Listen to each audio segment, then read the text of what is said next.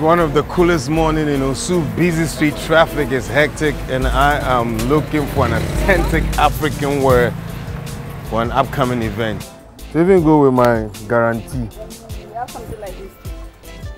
Hey, this is nice. I'm here waiting for hold on. Hello? Hold on one patch. Hello? Hey, how are you? How are you? Hey, if you call me, no, I don't say matter. What's up? You good? Oh, I'm actually in Osu. Remember, I'm supposed to get some, African fabric or, suit for upcoming event. Yeah. You want me to go to where? Trade fair and do what? So right now I have to go to Nayak Trade Fair. A producer says he's got something in store for me, like a parcel that I need to collect like right now, so I have to leave all my shopping and go.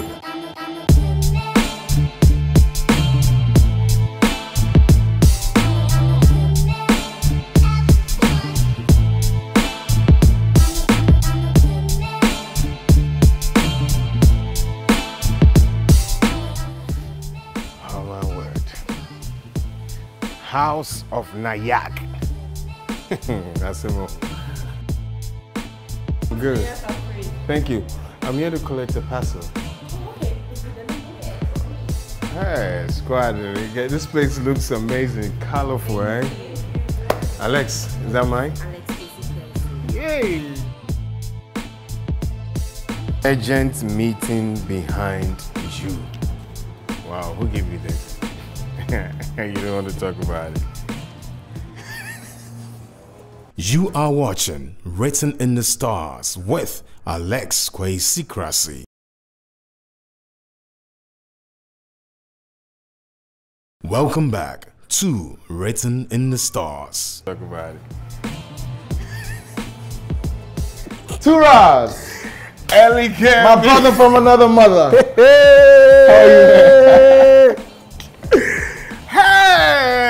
How are you, man? How's it going? How's it going? Wow, so you and my producer, what you guys been up to? Like, when did you plan this? I'm your parcel.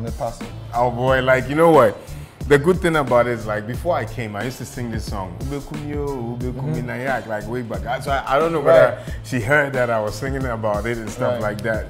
And of course, plus, I've been following your stuff, and I was like, yo, man, if I can get Elikem on Written in the Stars, man, because the story is deep. Africa loves you. People are looking up for you. A lot of research been done about you, man. Congratulations, man. Thanks, man. Charlie Boss. I appreciate I appreciate the opportunity to be here. We did try. Oh, we're just trying. So what you doing here? Like, I know say I'm impressive, but what does this place mean to you, man? Nayak is a place that's got good quality fabric and expensive buttons. When I say expensive, I don't mean just by price. Quality. Buttons that will last, because plenty of buttons on the market will fade eventually and whatnot. So I get most of my buttons from here, most especially the buttons, and I get lots of linens and stuff from here. So the fabric shop and the button shop are around, but over here it's like somewhere that gives me an African inspiration. I mean, you could go to Dubai by the beach. You could go to a spot where, I mean, there is you can get some massage and just. You can do New York. I understand where you're coming from. Yeah. So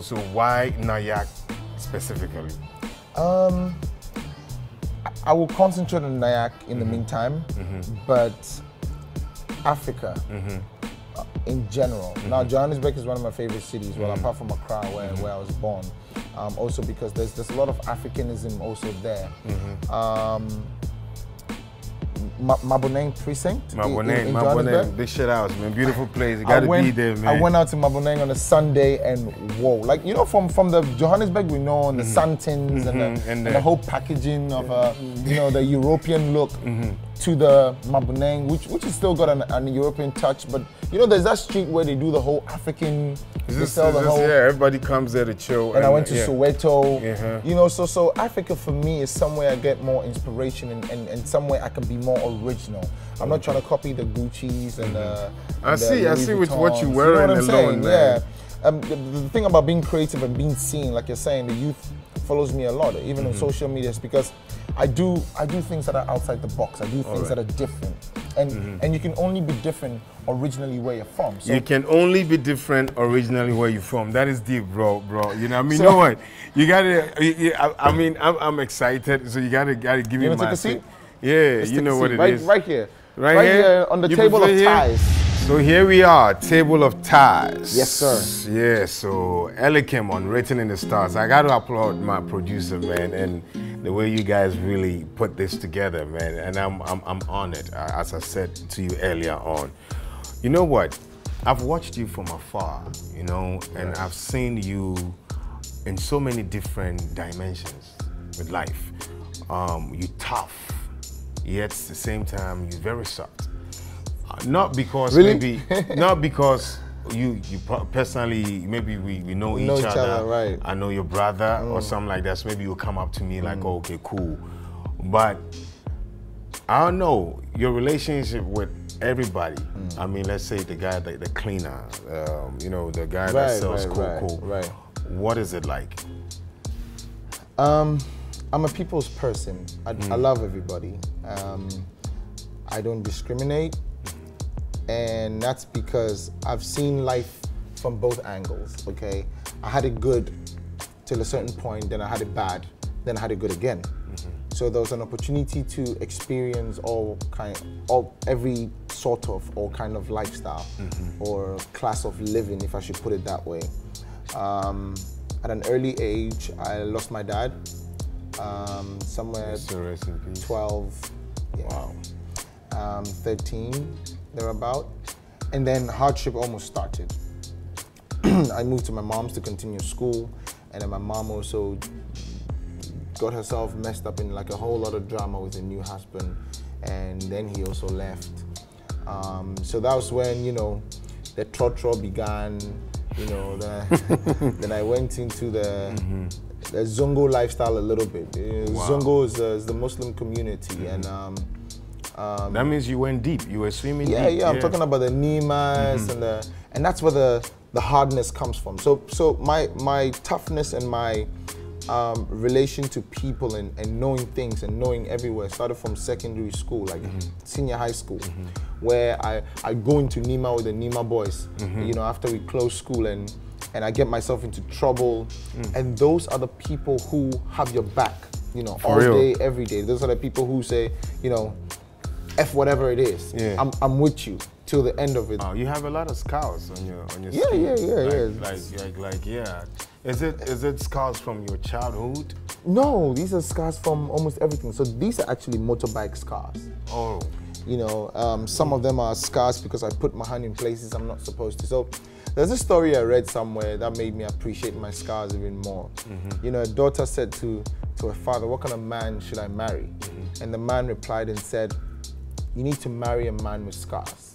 Damn. Because apparently a man with scars is not afraid to defend you or put his hand anywhere for you. Thank you. Like, how is a man with a nice fresh skin and fresh face going to squat on the side of the street to undo a flat tire and fix it back? He doesn't want to get dirty, he doesn't want to get hurt. He's going to have to wait for his mechanic to come. Like, how can a man without scars at the age of 35 or 40 now want to put his hand in an engine to burn him or whatsoever? I mean, if you don't have it at that age, why would you then have it later? You know, so a man with scars is not afraid to put his hand anywhere. He's not afraid to get a punch in his face defending you.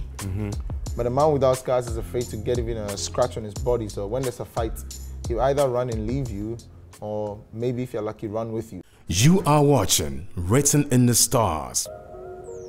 Who has hurt you that much that you had no other option than to say, listen, I'm going to forgive? Like, who has done something that is so, don't mention names, but has that been done to you? And how did you? Well, I'm going to be plain and honest on this show, and for the simple fact that it's you also, like a big brother to me. Aside, I'll say I'm talking to you personally. Let me put the cameras aside for a second. Yeah. So, my wife actually said things to me that hit me in the spine, right? And every day you can wake up and it actually rings in your head to say, what?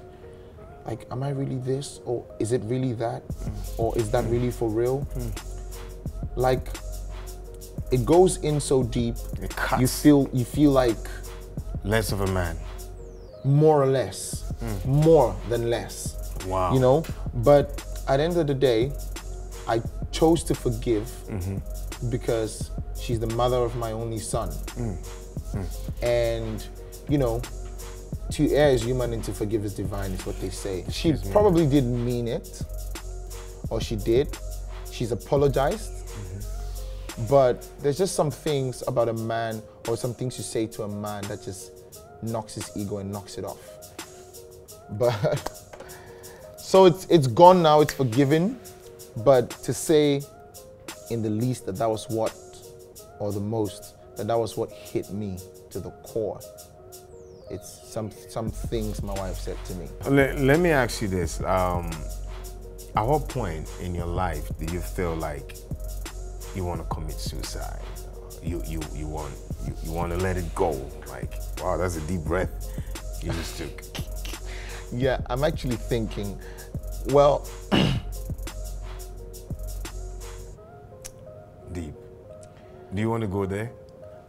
When I wouldn't say suicide per se, but there was a point in time when I just wanted to stop and just be blasé about everything and not give a F, you know, or not care. Don't care about nobody or anything.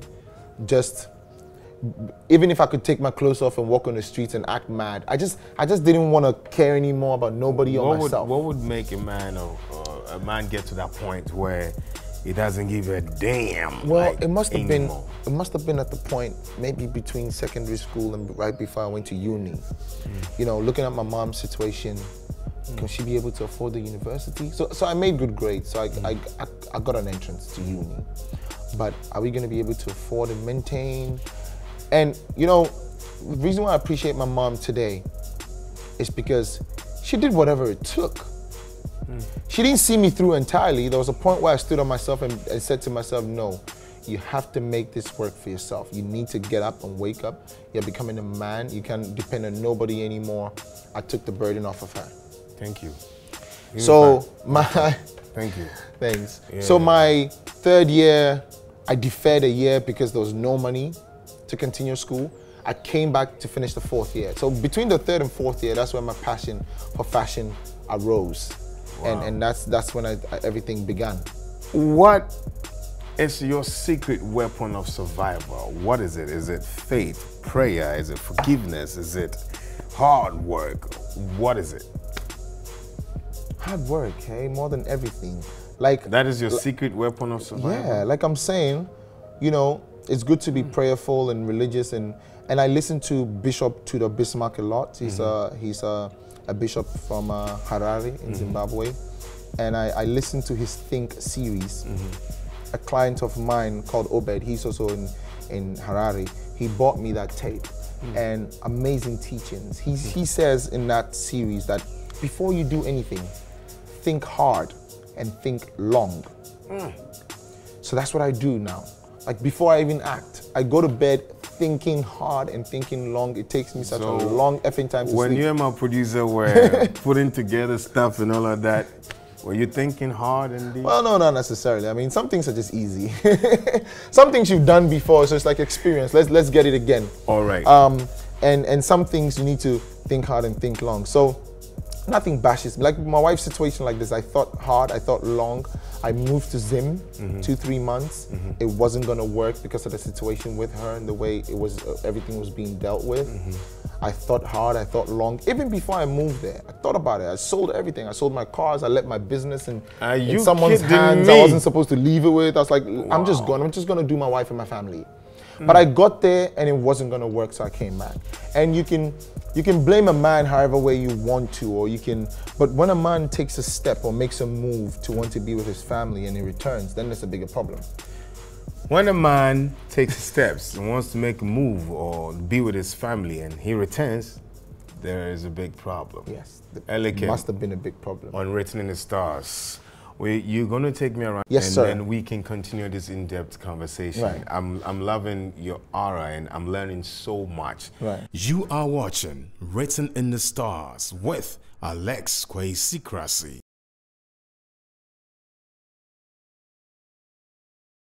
Welcome back to Written in the Stars.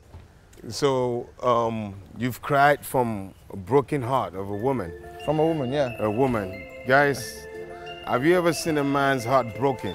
You don't want to go there. But well, you said it yourself, that I'm soft and hard. No, yeah. So there we go. Yeah, so, but the thing is, like, I always say about men, is like, God ordered us to love. Right. God ordered us to love. And women are embodiment of love. So when a man gives his heart to a woman, it's a total different thing. Like, you know, it's like, I gave you more heart. You know, and when you break, it's a different thing. So you cried when your boy was born. Yeah. Wow, that's beautiful. That one I can go for you like that. You know, crying for. Oh, that's beautiful. Yeah. That's beautiful. And then when Pops died, so 3 major tears in your life. 3 major tears. And that's why you love colors. Oh yeah. Is that why? Could that be the reason why? Yeah, that could be the reason why you love colors. You never know. Yeah. Am I right? You never know. You this never is know. Amazing. This is so this is the fabric haven, the fabric itself. This is where the plain dyes. I spend more time here and the buttons place more than okay. the couture, the design couture, stuff. Right. Wow. So over here you need to check texture of fabric, it's quality, elasticity. Man. Look at this. Yeah. What would you do with it's this? Crazy. What would you do with this? This I'll probably do a pair of pants. Thank you. I like the elasticity. So you've already gone there. Like a plain, You've already gone there. You've already gone there, man. You could also do a nice casual like shirt for me because of the elasticity in it. It'll be easy to put on and easy to put off. So sometimes I'm doing like a fashion show or I want something nice for myself. I'm confused. What color, what type, what pattern? Because as designers, we don't copy from other people. We set our own trends. I'm looking at him. So, folks, wait. I'm looking at him and I'm like, that's a strong guy right there. And he made a mention of like broken heart. Like, damn. No, like I'm looking at you, no, like I'm looking at you. You gotta be soft at a point, you know? Yeah, you know, I love originality, like, and you're so original and right. all of that. That's tomorrow really give you a pinch, like, is it gonna be all right? Do you know, like where you are in life, you working, you pushing, like, do you wake up and like this morning I woke up and I'm one guy that take it one day at a time. Listen, I woke up, I'm like, listen, I'm gonna be happy, I'm gonna have the best day ever, it's all gonna be well, everything's working together for my good. And I heard a voice that's like, oh, 5 months down the line, I'm like, shut up! Do you get that? That fear, that's a creep in, and when it creeps in, what do you motivate yourself with? So, I didn't just wake up and get here. Right. I worked to get here. So my motivation and my drive is keep working same way and try to be even better. Keep working same way. And try to be even better. And try to be better. So if I could start from one machine on my father's porch at home to an establishment of 15 to 20 machines with people, then I'm talking about I must have been doing something right. So must have been doing something right. I must have been doing something right. So I get scared a little bit, but I say, okay, it took me 5 years to get here, and it felt like a long time to get here. But now I'm here. So take your time and get to the next stage. So if it's gonna take me another 5 years, so my short-term goal was 5 years, and I've achieved that. My long-term goal is 10 years. So after 10 years, let's get an interview again, and you be in like, Nyack will probably be mine. Who knows? Yeah, I love that. I love that. I'll have my own Nyack situated. You know, I'm walking with you, and I'm still thinking, your secret weapon of survival is work. See how big this place is. We're still going. This is you. We're still and they've got all sorts of this is leather stuff. Like this crazy fabrics and stuff. Now, behind. Aside working, this is beautiful. Aside working, what do you use to push the work? I mean, you said work. Is that prayer? Is that faith? Yeah. There's a bit of prayer, definitely. Your weapon is work. My weapon is work. But what pushes the work? Apart from money. Oh, that's my brother. Apart from money, there's still a lot of achievement and a lot of things to accomplish. You know, I'm trying to leave my name as a legend. You are in Ghana getting there. Yeah, you are. In Ghana and Does Africa. It scare you? So there's a little bit, a little bit. Like in 80 years or 100 years from now, if my name is mentioned, you want your name to be mentioned associated with one or two things that are good.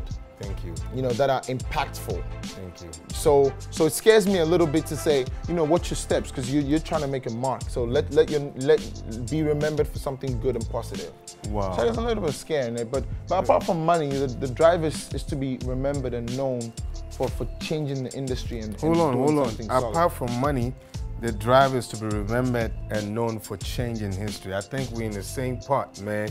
We want to bring television to your homes where you will love, sit, relax, and enjoy. Same time be inspired, learn.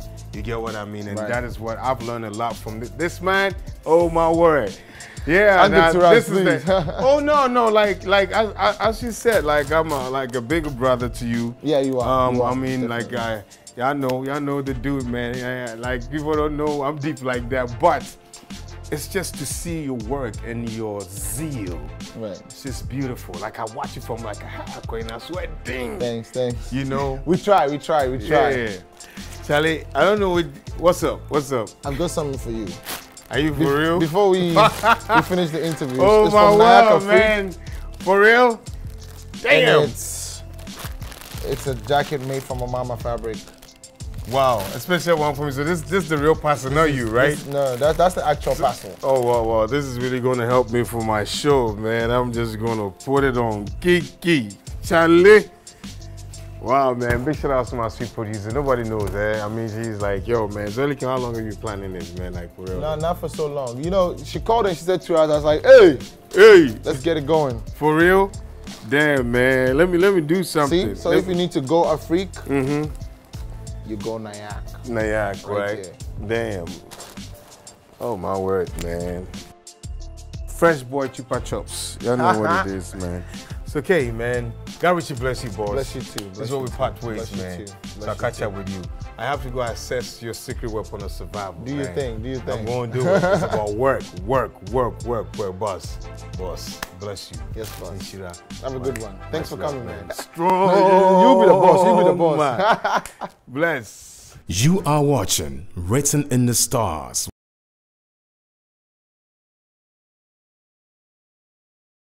Welcome back to Written in the Stars. Well, there you have it, my assessment about Elikem's secret weapon of survival and his beautiful haven, Nayak. I got my gift, so of course I'm going to go to my event and look fly. I'm going to put in a black, long sleeves. It's going to be very, very good when you see me wearing it on the red carpet. Anyway, a lot of people think that all these superstars are superhuman beings, but I came to tell you, that's not the right thing.